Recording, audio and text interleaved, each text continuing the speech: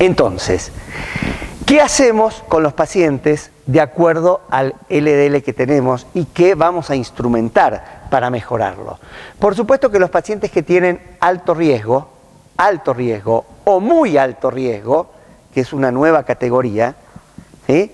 Alto riesgo o muy alto riesgo, uno debe llegar a un LDL de 100, opcional 70. ¿Y por qué puse este opcional? Esto fue una modificación que se había hecho a los lineamientos del ATP3 después de que aparecieron algunos trabajos donde pacientes que tenían una carga vascular muy alta y estaban tratados y estábamos con un LDL por debajo de 100, pero por arriba de 70, se veían que igual seguían teniendo eventos. Entonces uno apunta a que esos pacientes, si les baja todavía más el colesterol, les vamos a mejorar el pronóstico y vamos a disminuir la mortalidad.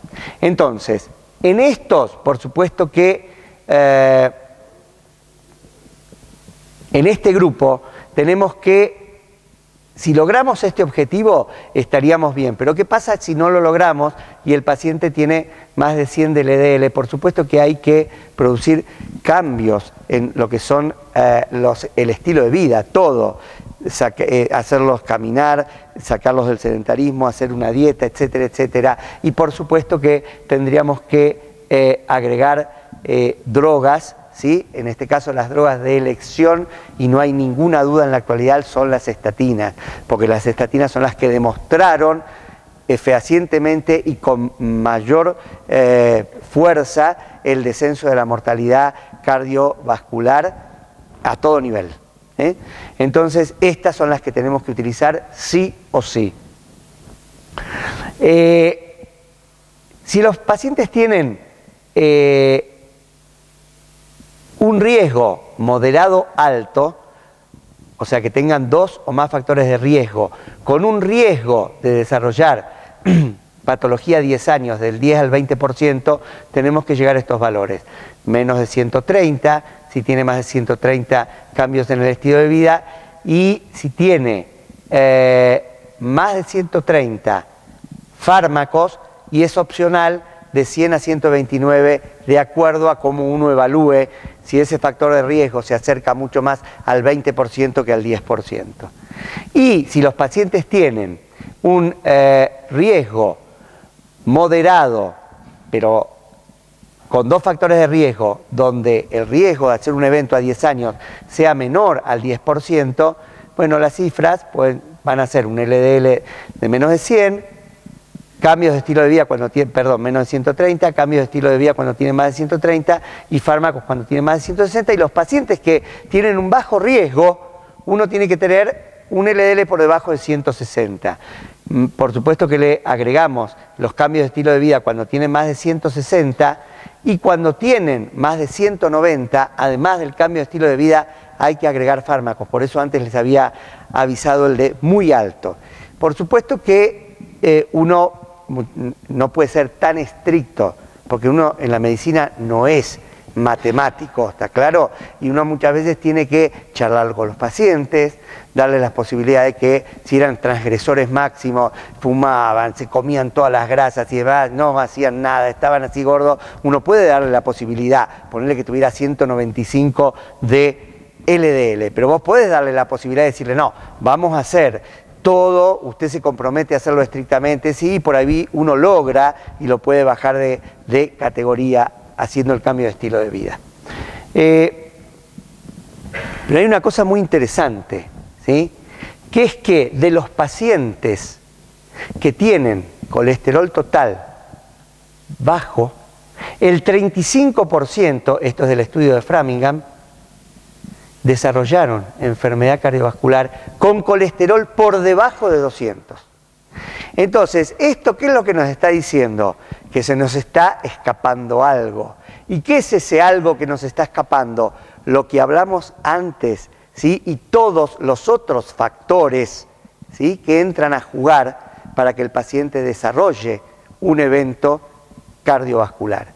Entonces, si el paciente tiene una disfunción endotelial muy marcada, todo esto que todavía no podemos marcar, hacen que por ahí no tenga este factor y este colesterol total estuviera medianamente bien. Sin embargo, sabemos que un porcentaje alto van a estar dentro de esta parte de la curva de Gauss. Uno no lo esperaría, ¿no? Digamos, uno a priori diría, esto no tendría que ser así. Sin embargo, estos son datos de la realidad. Y acá llegamos a lo que quería mostrarles. Están las escalas, la primitiva escala de Framingham, donde no diferenciaba mujer y hombre, y como hay diferencias, después se hicieron las modificaciones para la escala en hombres y en mujeres. Lo que quería mostrarles era esto. Se llega a ver, ¿no? Sí. O está muy chiquitito. Fíjense lo siguiente, cómo a medida que vamos aumentando en edad, los puntos también van aumentando. O sea, cuando somos jóvenes, todavía tenemos puntos a favor nuestro, ¿sí? Pero a partir de los 40 años, digamos de los 45 años, el riesgo empieza a aumentar. Este es el por qué se toma los 45 en el hombre. Y después, esto es, uno lo baja de cualquier lado y demás, pero lo debemos tener siempre presente para sacar el cálculo, para sacar el riesgo, ¿sí? Entonces sumamos todos los puntos y después vamos a ver en la suma total de puntos cuánto tiene el paciente y ahí sacamos el riesgo. Si tiene bajo puntaje, probablemente el riesgo, ¿sí?, de tener un evento a 10 años sea del 10% para abajo, y si es alto, sea mucho mayor. Y fíjense que arriba de esos 15 puntos ya tenemos de 20% para arriba de probabilidades. Esto es la tabla en hombres, esto es la tabla en mujeres, no tiene sentido que lo charlemos porque es simplemente para mostrárselos, pero tengan en cuenta que además hay tablas y uno debería adaptar a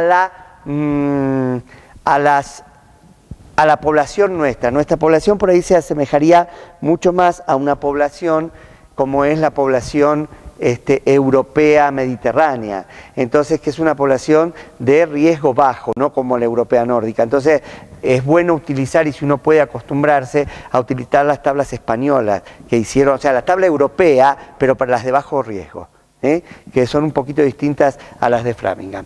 Pero de cualquier manera uno tiene que tener alguna para tener alguna medición. Esta es muy fácil y uno la puede bajar de cualquier lado. Lo importante es esto. Tengo la boca absolutamente seca. Que, no, ahí está, ahora lo busco. Que fíjense que nosotros de los pacientes que están en bajo riesgo, tenemos al 35%, alto riesgo 25%, pero la mayoría las tenemos acá, en el riesgo intermedio, que es lo más difícil, porque decimos, ¿qué hago con este? ¿No? El que es bajo me queda claro, el que es alto me queda mucho más que claro, porque sé lo que tengo que hacer, pero ¿qué hago con este? ¿Cómo puedo hacer yo para ir mejorando cada uno de, digamos, para hacer que este paciente que esté acá pueda ir más hacia este o pueda ir más hacia este? Entonces,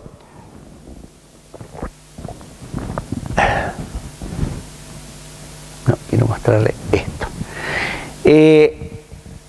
Uno sabe que las guías, ¿sí?, son claras para los de alto y bajo riesgo, no para los de riesgo intermedio. O sea que hay que trabajar mucho en esta parte de lo que es el riesgo intermedio.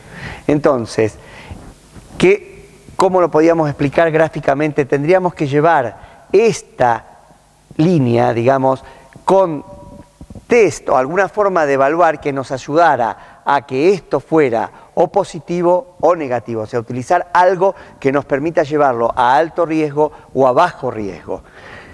Esto es en lo que se está trabajando, por supuesto, y probablemente en algunos años tengamos cosas como para poder ir marcando esto. Entonces, esto simplemente para mostrarle que los pacientes que estaban en la parte subclínica